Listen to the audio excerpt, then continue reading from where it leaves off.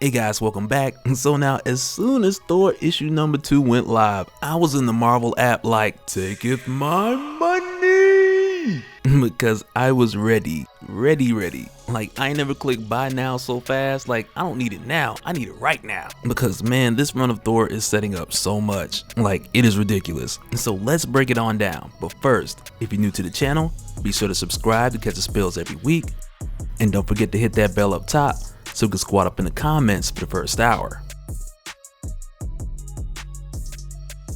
Alright, so with no further ado, if you guys remember a few days ago, we had got into the talk that was very much in depth about how this issue began, with the first few pages teasing the upcoming secret crisis that is coming soon between Marvel and DC. And when issue 2 of Thor opens up, everything is the exact same way. We see the Justice League rushing towards this Black Winter with the narration of what appears to be Silver Surfer Black. And even from there, where we see the hand closing up on that universe, of which we're told that the Black Winter for them will appear to the Justice League as Darkseid. And man, this feels crazy just talking about the Justice League in a Thor video. But also with that hand closing up, and a couple of you guys in the comments of the last video, you also pointed out that this was the hand of creation, which we have seen in DC Comics and Crisis on Infinite Earths, which I didn't immediately tie the two together because I felt like the narrative here is describing something else that was quite the opposite, and not quite what Krona or Pariah had seen. But from here where we get to Planet 1, it's at this point where we continue the narrative, which picks up from Thor issue 1. But just to let anybody know who's new here, if you want to go like super deep into that appearance of the Justice League, I got a link in the description for all those crazy theories and really just picking apart everything we know at this point going into Secret Crisis, the Marvel and DC crossover. So be sure to check that out, because from here we really just push forward to Thor traveling with Galactus to Planet 1, Clips, which is one of the 5 planets which Silver Surfer Black had mentioned that he had hid from Galactus, because prior to this point, if Galactus were to consume any of these planets, he would just be crazy OP, which is why the Surfer hid these planets from him. But it's like now with the Black Winter approaching, Galactus needs to feed on all these planets because they're gonna need all the power they can get.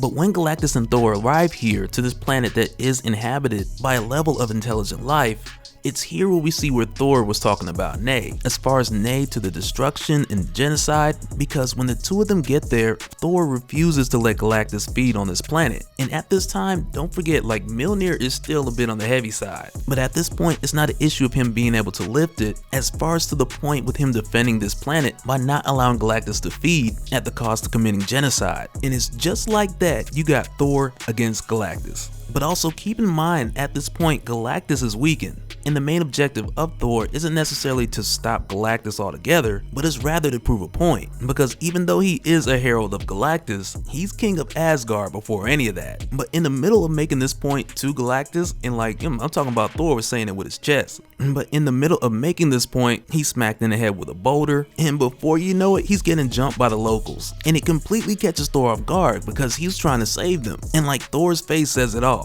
But even still, with the inhabitants of this world, like, this is such a young race to where like this species, they only see Thor as an attacker and they don't truly understand what's going on.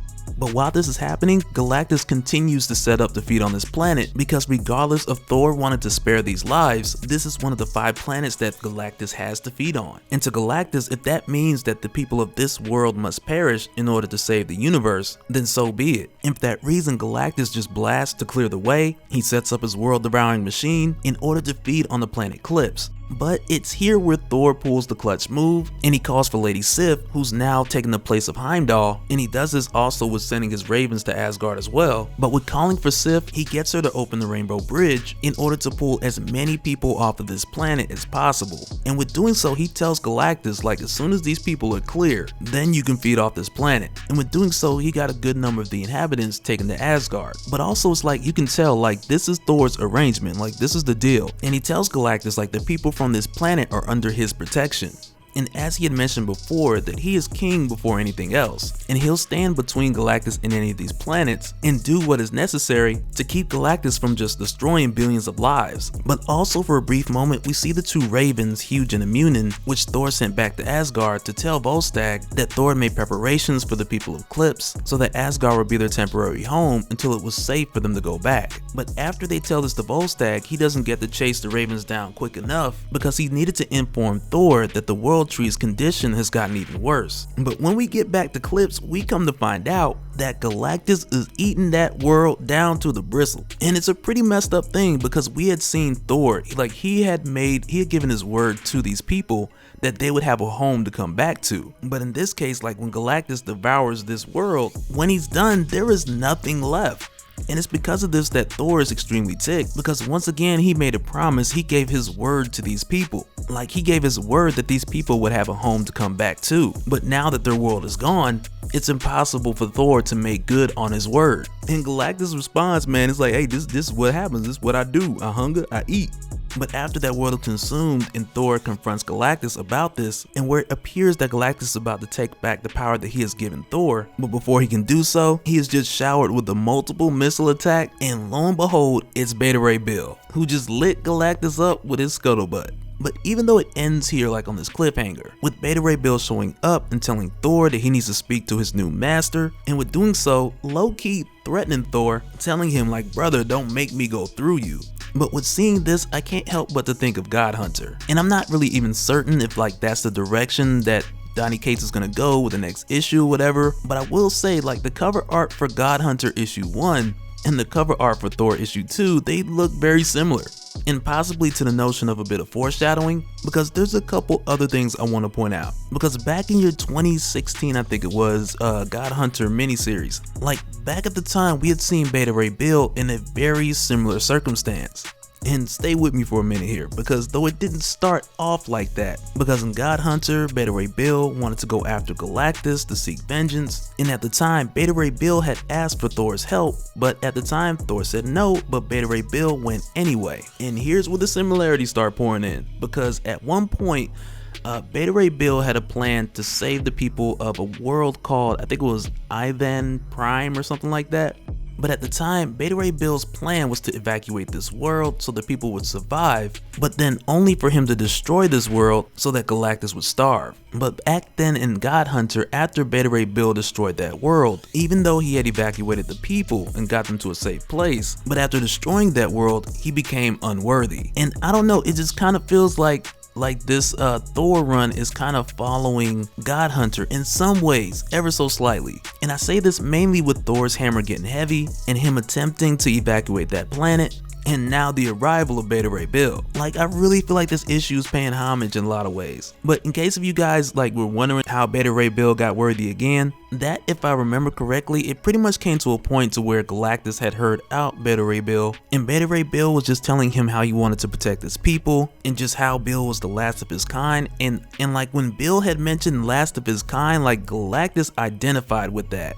And because the remnants of his people were still nearby, Galactus then stitched together a companion for Beta Ray Bill, and from there Galactus had moved on, and from that point Beta Ray Bill wasn't alone anymore. And not long after, he was worthy all over again. And trust me, I'm not saying the same things around the corner for Thor, but I do believe that some Beta Ray Bill Godhunter references are soon to come around the corner. And I mean like in addition to what we've seen thus far, because from what I believe, the homage continues like when we get to issue 3, which once again also continues that similar cover style from Beta Ray Bill Godhunter.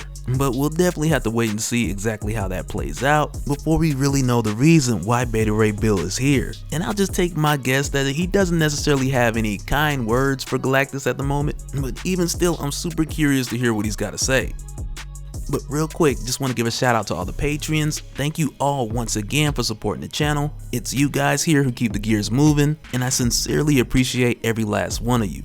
But before I forget, just as a reminder, I got a link down in the description, like the first link down there, for anyone who wants to check out a full video talking about the Justice League and seeing Superman, the Flash, Green Lantern, and Batman all in Thor issue number 2. I already got you on that one, so check that video out, because not only did I go crazy on my theories in the video, but you guys went bananas in the comments with so many different ideas of where possibly Secret Crisis could go. But either way, let me know you guys' thoughts down in the comments. I'll be in the comment section for this video and the other one either way. So if you want to go crazy with your theories on Beta Ray Bill, or Thor mentioning his hammer getting heavy again, or even Secret Crisis, just let me know in the comments and we'll do it again in the next one.